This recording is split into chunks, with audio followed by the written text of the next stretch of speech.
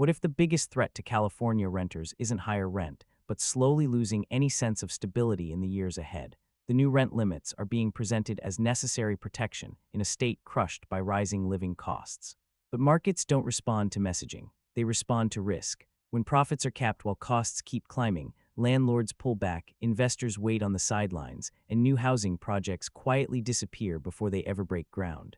The impact doesn't arrive as a sudden shock. It shows up as fewer options. When supply slows, every decision about staying or moving becomes heavier, more uncertain, and that's when the real question takes shape. Can California's housing market still offer renters something they can rely on, even as Gavin Newsom tries to keep the system from slipping out of control? Number 1, annual rent increases are capped at around 4%. What keeps people up at night in California isn't always this month's rent bill. More often, it's the quiet feeling that one more shift in the system could make their life a lot less stable than it already feels. That's the tension many renters are living with right now. They're not just worried about higher rent. They're worried about whether the ground they're standing on is slowly giving way. And in a market already stretched thin, a policy like a 4% rent cap can feel like a lifeline. The goal behind the cap is straightforward. It's meant to protect renters from sudden spikes, especially in places like Los Angeles, where renting isn't temporary. It's permanent for a large share of the population. For older Californians on fixed incomes, knowing there's a ceiling on increases can mean staying close to doctors, family, and familiar routines. In California today, stability isn't a luxury. It's what allows people to keep living where they are. But California's housing market doesn't operate in a vacuum.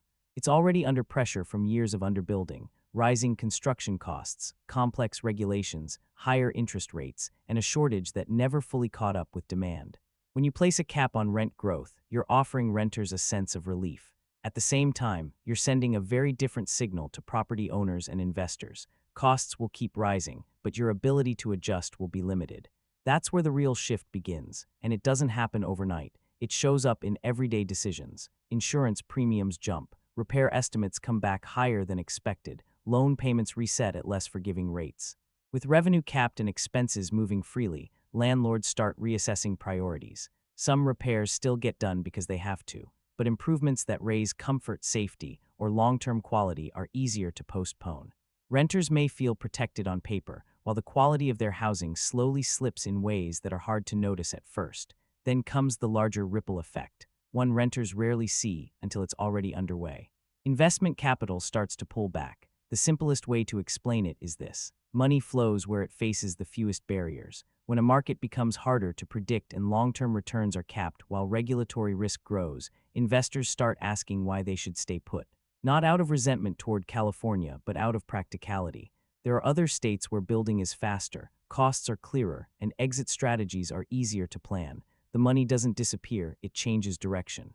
What follows isn't a dramatic collapse that makes headlines. It's quieter than that. Fewer new projects get proposed. Fewer deals move forward. Construction slows before most people even realize it has. Over time, that slowdown tightens the market. When supply fails to grow, competition intensifies. Listings become scarcer. Screening gets tougher. Renters with limited options feel it first. The question shifts from, can I handle the increase, to, will I even be chosen? This is where the contradiction starts to show. Rent caps are designed to prevent displacement, but displacement doesn't always come as an eviction notice. Sometimes it looks like being afraid to move because you don't think you'll find anything else. Sometimes it looks like staying in a unit that's slowly deteriorating because the alternatives are worse.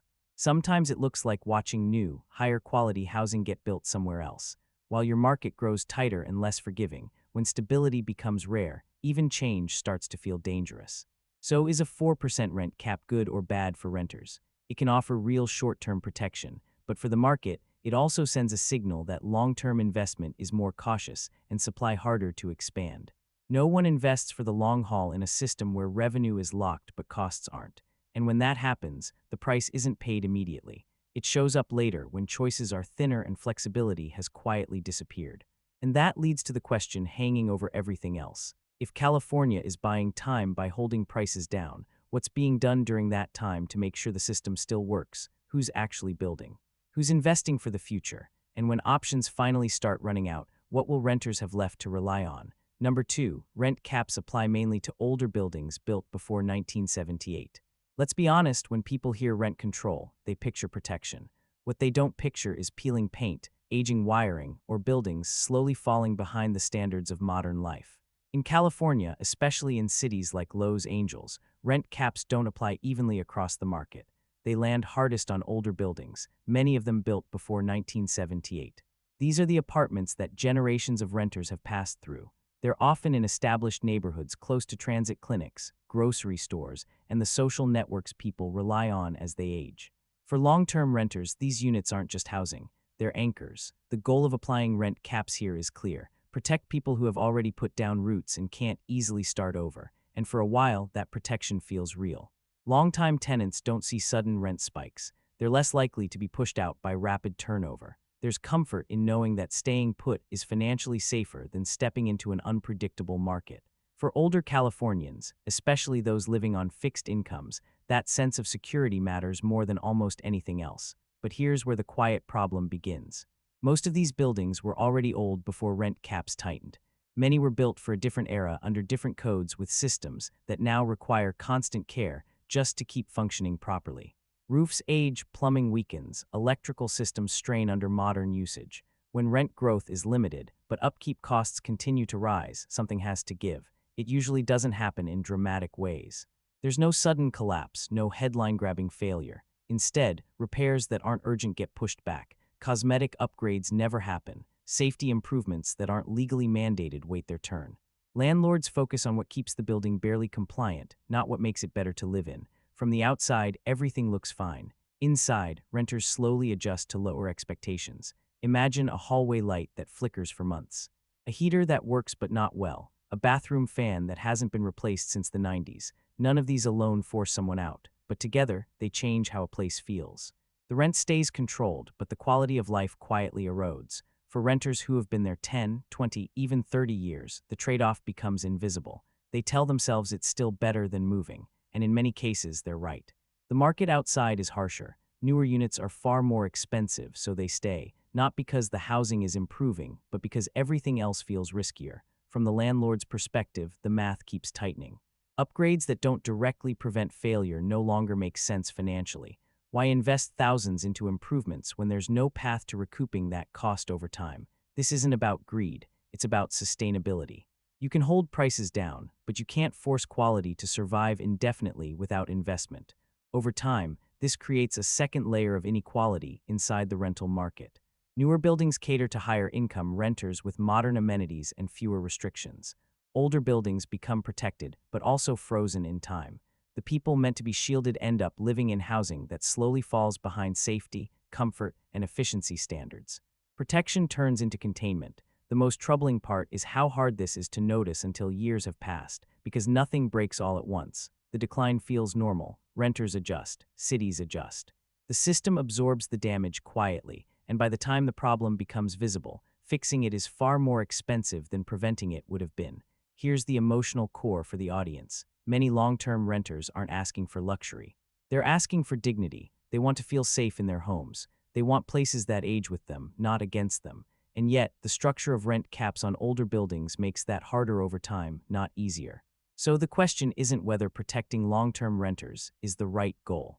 It's whether protection that ignores maintenance realities actually protects them in the long run. What happens when a building is affordable but no longer fully livable? When staying feels safer than leaving, but also less secure each year. Number 3, high-rent cities like Los Angeles are hit harder than others. In cities like Los Angeles, when rent control rules are expanded, the response from landlords is rarely loud or confrontational. Most don't protest. They simply start rethinking whether holding on to their properties still makes sense. After years of rising values, selling becomes a more rational option than continuing to carry risk in a market that feels increasingly unpredictable. Selling locks in gains, removes regulatory uncertainty, and turns a complex, heavily regulated asset into cash that's easier to manage. Not because owners are angry or irresponsible, but because the long-term math has changed. At the same time, new buyers begin to hesitate. Investors who once considered purchasing small apartment buildings or backing new rental projects slow down and then step back entirely. Land prices in Los Angeles are already high. Permitting takes time. Construction costs keep climbing and returns are now more tightly constrained. When risk starts rising faster than potential reward, many deals simply stop making sense. There's no formal pullout, just fewer people willing to step in. For renters, especially those who have lived for years in familiar neighborhoods, this shift doesn't arrive through shocking numbers. It shows up as a closing feeling. Fewer listings, more competition in areas that once had options, tighter screening, faster decisions. People find themselves accepting more conditions just to hold on to a place they already know. The pressure isn't coming from sudden rent spikes. It comes from shrinking choice. Older renters feel this even more deeply. Los Angeles is home to many people who have spent decades building lives around proximity to hospitals, bus lines, grocery stores, and social connections that can't easily be replaced. When rental options thin out, moving isn't just a financial decision. It disrupts routines, healthcare access, and a sense of belonging that took years to build. That's why many stay put even when their housing no longer fits their needs. Leaving simply feels riskier. What makes this trend especially troubling is how quietly it unfolds. There's no single moment when people realize the market has shifted. It's only when searching becomes noticeably harder. When every option requires more compromise that renters begin to feel their room to maneuver shrinking, and by then reversing course is no longer simple. That's why high-rent cities like Los Angeles tend to feel the strain earlier and more intensely than others. They have less room to absorb policy shocks, fewer ways to replace lost supply, and less time to adjust. As landlords sell, investors pause, and new projects fail to launch, the market slowly stiffens. It may look stable on the surface, but underneath it's losing flexibility, and that's the deeper concern. When prices are held in place by law while supply stops expanding, today's sense of stability may be coming at the cost of a market that's harder to live in tomorrow. The question is no longer whether rent will rise quickly, but how much freedom renters will still have to shape their own lives as options continue to disappear. Number 4, rent limits remain in place despite rising costs and interest rates. If rent is being held in check by law, why does it still feel harder to find a place that actually works? By this point, the earlier changes begin to stack on top of each other, and the pressure turns structural. California's rent limits were meant to cool things down, to slow an overheated market and give renters some breathing room. And on the surface, that's what they appear to do. Rent increases are more predictable. The spikes that once shocked households are less common for many renters, especially those already stretched thin. That predictability feels like relief. But while rent growth is capped, nearly every other cost tied to housing keeps moving upward. Construction materials cost more, labor is more expensive, insurance premiums continue to climb. Interest rates make borrowing heavier and riskier. Permits and approvals take time and money long before a single wall goes up. One side of the equation is frozen while the other keeps shifting. That imbalance matters most when it comes to building new housing. From the outside, it's easy to assume developers are just waiting for higher profits. In reality, many projects never even reach the stage where profit is the question. They stall earlier when the numbers no longer line up, when future rental income is limited, but upfront costs aren't. The distance to breaking even stretches further out. What once looked marginal now looks impossible. Plans get revised, scaled back, or quietly abandoned before they ever reach public view. Nothing dramatic announces this slowdown. There's no single moment where construction stops. Instead, fewer permits get pulled. Fewer proposals move forward. Fewer projects survive the early math. Over time, the pipeline thins and then it dries up. For renters, the impact doesn't show up as a sudden crisis. It shows up as stagnation. Fewer new buildings come online. Fewer modern units enter the market. Older housing has less competition, not because it improved, but because nothing new replaced it. Staying put begins to feel safer than searching, even when a home no longer fits someone's needs. This is especially noticeable for people trying to make ordinary life transitions. Downsizing after retirement, moving closer to family, finding a place with better accessibility or safer design. These moves don't happen easily in a market where new supply isn't arriving. The lack of construction quietly removes flexibility from people's lives, and over time, that lack of flexibility changes behavior. Renters hold on tighter to what they have. Turnover slows. Units that might once have opened up stay occupied longer, not because they're perfect, but because the alternatives feel worse. The market begins to look calm, but it's a calm built on immobility. Developers and investors notice this long before renters do. When costs rise and returns are constrained, capital starts looking for places where those forces are better balanced.